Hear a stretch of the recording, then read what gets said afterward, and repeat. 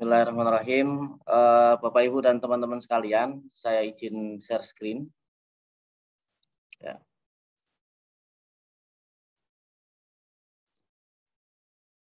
Pertama, saya sampaikan ucapan selamat datang untuk semua yang hadir di kesempatan kali ini.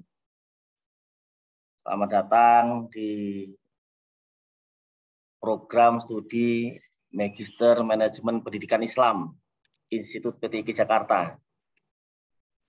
Baik teman-teman yang baru bergabung, ada 1-2 yang ikut juga yang lama ini kelihatannya. Jadi saya yang sedang berbicara di hadapan teman-teman sekalian, nama saya Ahmad Sun Haji.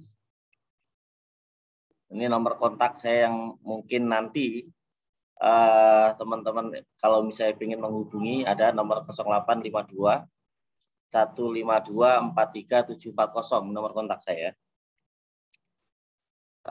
Pada siang ini kita santai saja, santai karena siang kalau terlalu serius nanti ngantuk ya. Kita santai saja dulu ya, santai gitu. Sambil nanti misalnya ada hal-hal yang kemudian ingin dikomunikasikan, kita komunikasikan. Karena apa yang akan sama-sama kita diskusikan siang hari ini nanti ada kaitannya dengan penyelesaian program studi Magister Manajemen Pendidikan Islam yang teman-teman tempuh selama beberapa semester ke depan. Baik, sebelum saya masuk ke materi, saya ingin mengenalkan karena ini kita kuliahnya semester ini daring. Beberapa semester kemarin juga daring, jadi mungkin ada teman-teman yang jauh. Ya, kalau semester kemarin itu ada yang dari Nusa Tenggara Timur. Selama 2 semester masuk belum pernah ngelihat PTIQ seperti apa gitu. Kalau tadi dikenalkan oleh Pak Direktur, jadi Pak Rektor kita itu Profesor Dr. Kiai Haji Nasaruddin Umar dan Direktur di Pasca Sarjana Institut PTIQ Jakarta, Profesor Dr. Kiai Haji Muhammad Darus Huda. Nah, ini saya kenalkan tempat kuliah ya, tempat kuliah teman-teman ya.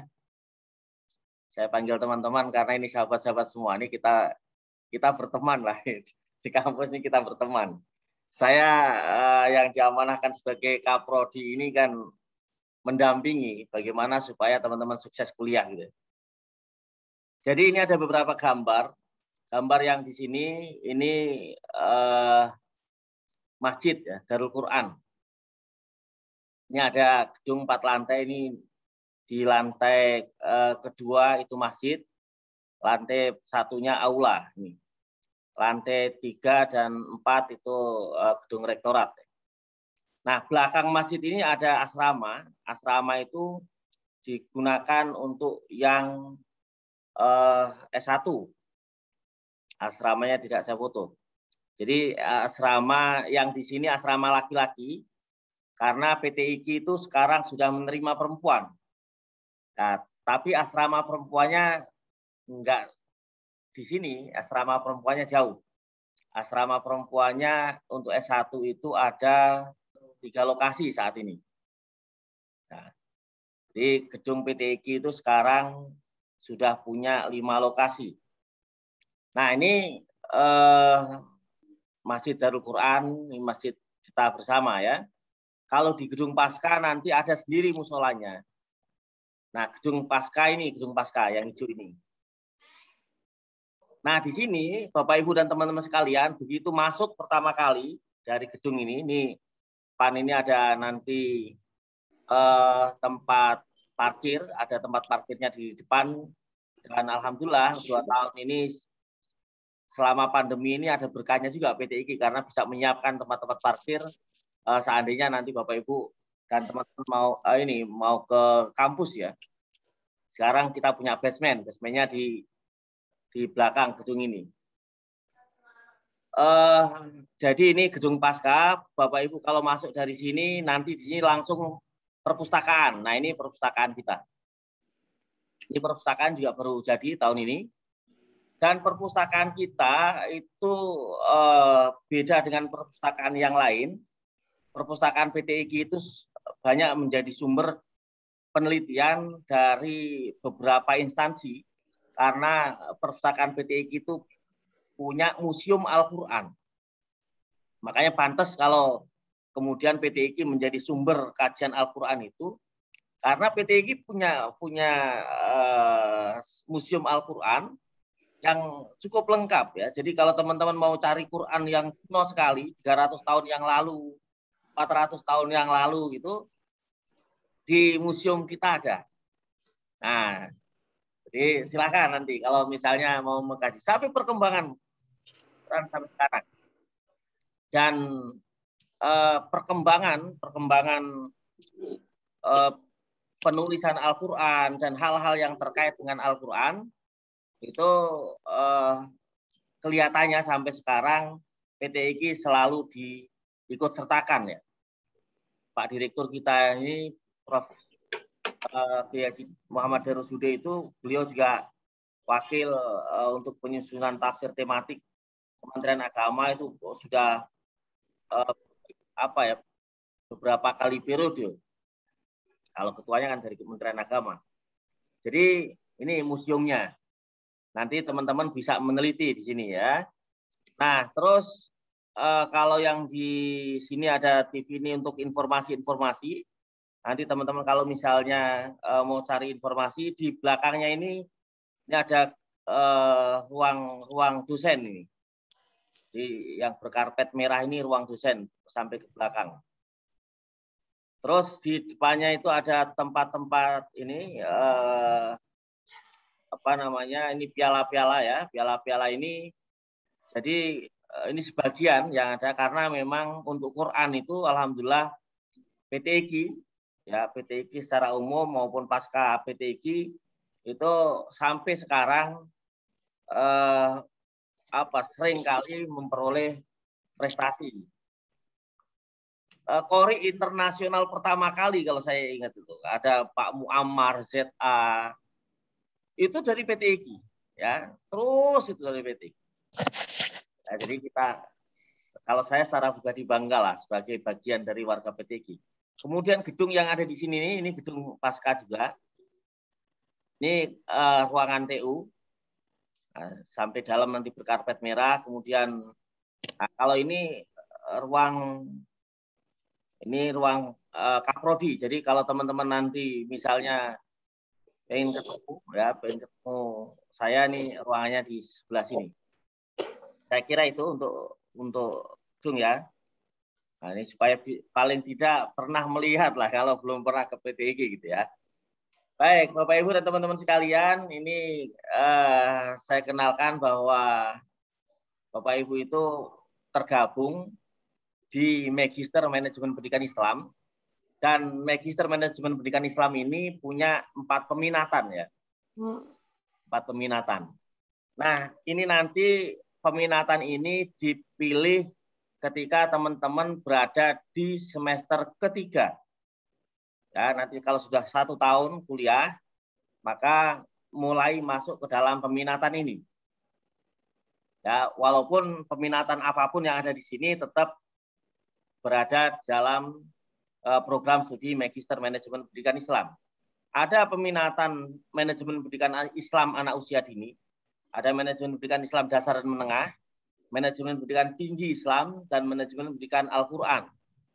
Nah, ini perlu saya sampaikan supaya teman-teman mulai tergambar. Kira-kira nanti saya milih di mana ya? Nah, karena kalau sudah milih, kayak sekarang yang sudah semester 3 sudah milih, nah itu nggak bisa nanti pindah-pindah ya. Karena kaitannya panjang itu kalau pindah-pindah itu. Jadi mulai sekarang saya sampaikan kepada teman-teman supaya mulai ada gambaran-gambaran. Nah, untuk di pasca S2 ini, jadi teman-teman studinya maksimal 4 tahun. Ini menurut aturannya sekarang, ya. Maksimal 4 tahun atau 8 semester. Tapi saya kira kita harus mulai niatkan dari sekarang ya, supaya tadi seperti apa yang disampaikan oleh Pak Direktur, bagaimana supaya cepat selesai, tapi dengan hasil yang maksimal. Nah, itu bisa dengan 4 semester. Ya, 4 semester, nanti begitu selesai semester 4, langsung nyusun tesis. Nah, mata kuliahnya ada 17 mata kuliah, ditambah tesis. Nah, mulai sekarang, Bapak Ibu dan teman-teman sekalian, silakan nanti diperiksa masing-masing, karena untuk nanti ya penulisan ijazah dan lain sebagainya, sekarang itu sudah mulai harus sama semua. Ini terkait dengan ketika teman-teman di dunia kerja dan lain sebagainya, nanti supaya tidak ada masalah-masalah di belakang hari, mulai dicek. Jadi nama yang ada di ijazah, nama yang ada di KTP dan di dokumen-dokumen yang lain ya. Nah, ini nanti yang kemudian teman-teman juga harus periksa di pasca ini. Jangan sampai nanti ada nama yang salah. Termasuk hanya dengan titik. Nah, misalnya Ahmad Sunhaji, biasanya ditulis semua Ahmad Sunhaji, tiba-tiba saya kasih singkatan itu sudah berbeda. Ya, berbeda titik saja berbeda. Nah, apalagi saya tuh menemukan semester kemarin ada yang namanya bukan cuma beda di titik, bukan cuma beda di singkatan, namanya itu beda, betul-betul beda, tapi orangnya sama. Nah, itu nanti akan merepotkan ya. Baik, Bapak Ibu dan teman-teman sekalian, nah ini mata kuliah yang kemudian tadi ada 17 tadi. Kalau ini mata kuliah yang Bapak Ibu dan teman-teman nanti peroleh di semester 1, ada yang nah, ini ya SKS-nya, jumlah SKS-nya ada masing-masing 3 SKS. Ada yang di semester 1 dan di semester 2 nanti bahas itu ya. Kemudian ini ada mata kuliah yang lain, saya cepat untuk di sini. Ini mata kuliah yang menjadi kajian di pasca. Ada metodologi yang kemudian mendampingi dan kami sama-sama support ya, supaya teman-teman nanti memiliki prestasi yang bagus. Nah, ini untuk yang mata teman-teman nanti ikut dan memilih ya. Untuk yang memilih di peminatan ini manajemen pendidikan Islam anak usia dini, ini nanti kekhasannya di sini ya. Ada pengembangan kurikulum dan pembelajaran anak usia dini, pendidikan agama anak usia dini, psikologi perkembangan anak usia dini, ada pengembangan alat peraga anak usia dini. Ini yang peminatan di manajemen pendidikan Islam anak usia dini. Dasar dan menengah, nah ini nanti kekhasannya, jadi perbedaan-perbedaan yang itu, yang mendasar ya, dari berbagai peminatan. Nanti ada pengembangan kurikulum dan pembelajaran, manajemen peningkatan mutu berbasis sekolah, ada evaluasi pembelajaran, dan psikologi belajar. Ini yang peminatan untuk yang pendidikan tinggi Islam, itu pengelolaan pendidikan tinggi Islam, sistem informasi manajemen pendidikan tinggi, kebijakan dan komparasi pendidikan tinggi, dan manajemen pengembangan karya ilmiah. Kemudian yang manajemen pendidikan Al-Quran, nah ini nanti ada pengembangan pengajaran Al-Quran, tahsinul kiroat, pengelolaan kelembagaan pendidikan Al-Quran, dan psikologi pembelajaran Al-Quran. Nah ini jadi dari masing-masing peminatan ada kekhasan yang menjadi khas dari peminatan tersebut dan bisa teman-teman dalami di program studi serta peminatan itu. Baik, saya lanjut teman-teman sekalian. Nah, ini untuk penyelesaiannya, jadi tadi yang kuliah 4 semester, nanti semester 1 dan semester 2, dari teman-teman sekarang ini semester 1, itu tadi sudah mulai boleh nanti konsultasi judul dengan dosen siapapun, seperti tadi yang disampaikan oleh Pak Muid. Nah, nanti boleh nggak Pak saya mulai nulis? Boleh. Tetapi mulai diajukan, nah, nanti namanya kompre ya, tadi komprehensif itu di semester 3. Nanti ada kompre tertulis dan kompre lisan. tujuannya apa? Tujuannya kompre tulis dan kompre lisan ini sesungguhnya juga mendampingi teman-teman sekalian supaya nanti menulisnya itu terarah, supaya menulisnya itu bisa sesuai dengan peminatan masing-masing. Jadi nanti tadi ya misalnya yang milih di peminatan manajemen pendidikan Islam anak usia dini, itu nanti tulisannya juga harus ke sana. Yang milih peminatan di pendidikan Islam dasar dan menengah, jadi tesisnya juga mengarah ke sana. Yang pendidikan tinggi Islam juga begitu, yang manajemen pendidikan Islam, pendidikan Al-Quran juga harus ke sana ya. Maka perlu ada ujian kompre tulis dan kompre lisan. Kemudian nanti ada seminar proposal. Jadi setelah teman-teman nanti menyampaikan kompre, jadi kompre tadi judul, jadi cover itu covernya. Kemudian ada daftar pustaka dan outline. Nanti dikasih soal oleh dosen penguji. Diisi biasanya soalnya nggak banyak, soalnya cuma 3 soal gitu. Paling banyak hanya 4 soal. Nah, di situ mendalami tulisan teman-teman sekalian. Tapi nggak usah khawatir, ya ini dilakukan dalam rangka mendampingi teman-teman supaya lebih spesifik, ya nulisnya spesifik. Setelah nulis nanti kemudian ada ujian lisan. Ujian lisan juga mendalami itu lagi. Jadi nggak kemana-mana, dalami ya. Kenapa seperti ini? Kenapa? Ya cuma ke arah situ. Baru nanti seminar proposal. Nah, seminar proposal diuji biasanya 2-3 penguji yang menguji seminar proposal. Nah, setelah seminar proposal, teman-teman nanti proposalnya mulai fokus dan dibimbing. Pembimbingnya ada 2 orang. Jadi setelah pembimbingan itu nanti dari bab 1 sampai bab 3, kemudian ada ujian progres 1. Nanti bab 4 dan bab 5 ada progres 2. Jadi untuk menulis tesis itu cukup 5 bab ya, 5 bab. Nggak usah banyak-banyak, 5 bab saja. Jadi gampang lah gitu ya.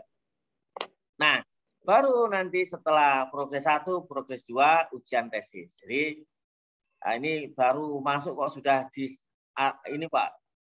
Sudah apa? Kok kelihatannya banyak tugas? Enggak.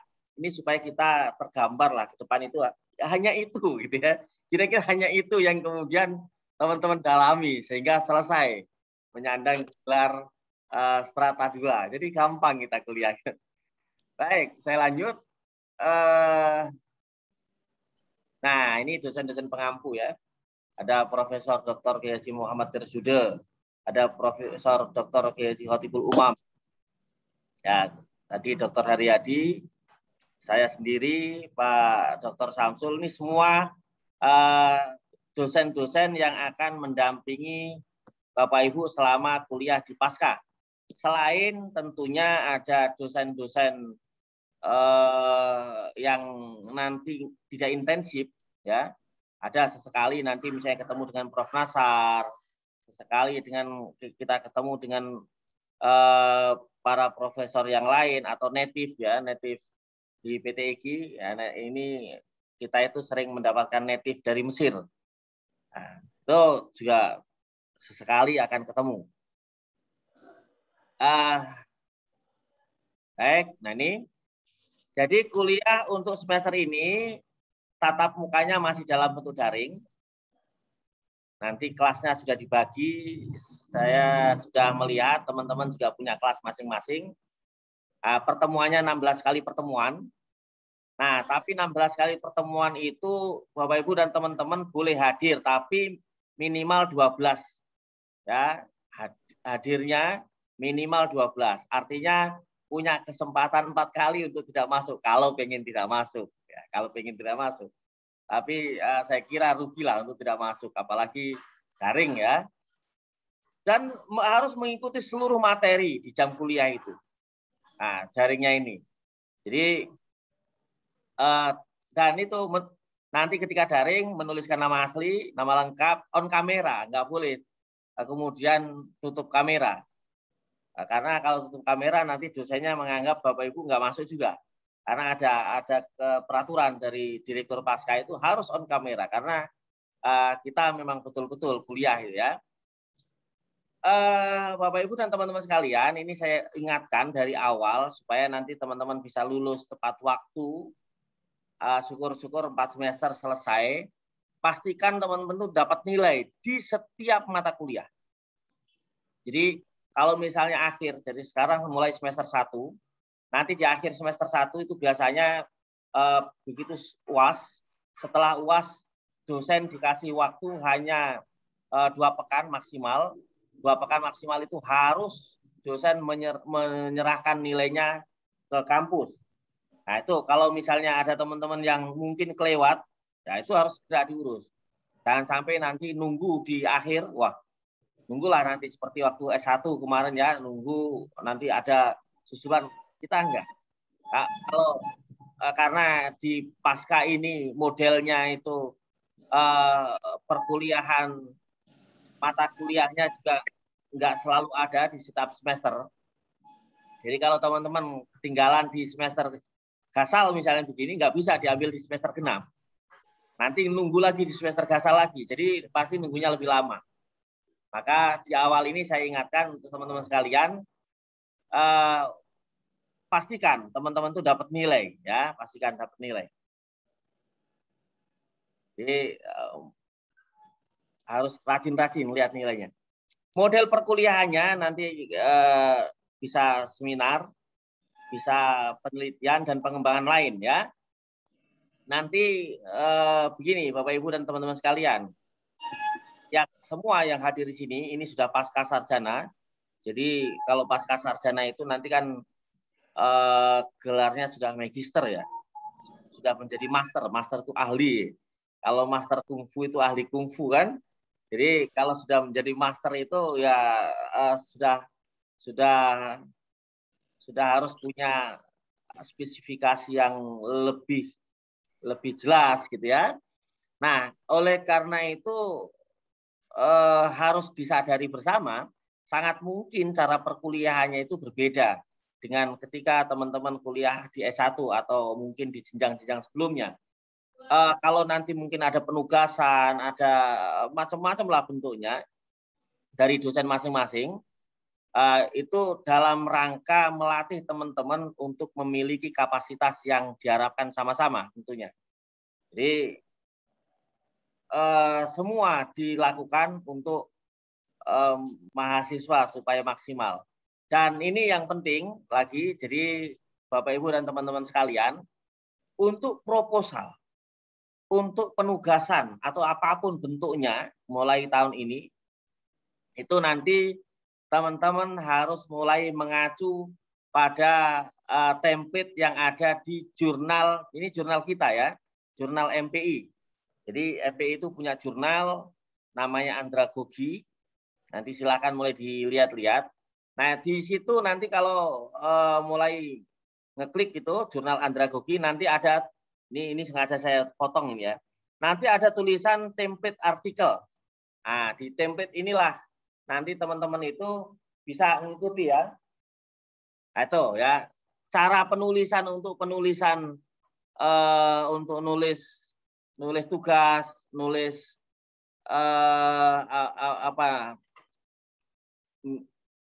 makalah itu nanti harus mengikuti template yang ada di jurnal Andragogi ini.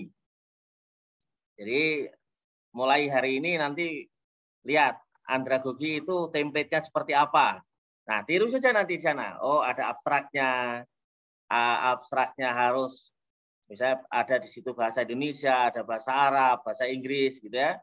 Ikuti saja, ikuti latihan. Kita mulai melatih dari awal.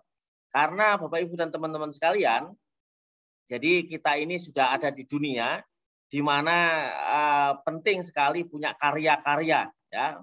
Itu penting sekali. Dan karya-karya yang tertulis itu karya-karya monumental karena kalau usia kita ini kan terbatas ya. Usia manusia itu terbatas. Tapi kalau usia karya itu bisa jadi tidak terbatas. Ulama-ulama dahulu itu karyanya bisa kita nikmati sampai saat ini. Makanya kita di Pasca ini dilatih untuk bagaimana punya karya-karya seperti itu. Saya kira itu yang saya sampaikan. Nah, saya persilakan untuk Bapak Ibu dan teman-teman sekalian, barangkali ada yang perlu ditanyakan, jadi silakan ditanyakan secara tuntas, secara tuntas. Kita santai saja gitu ya. Kalau ada hal-hal yang masih belum jelas, silakan ditanyakan. Saya persilakan.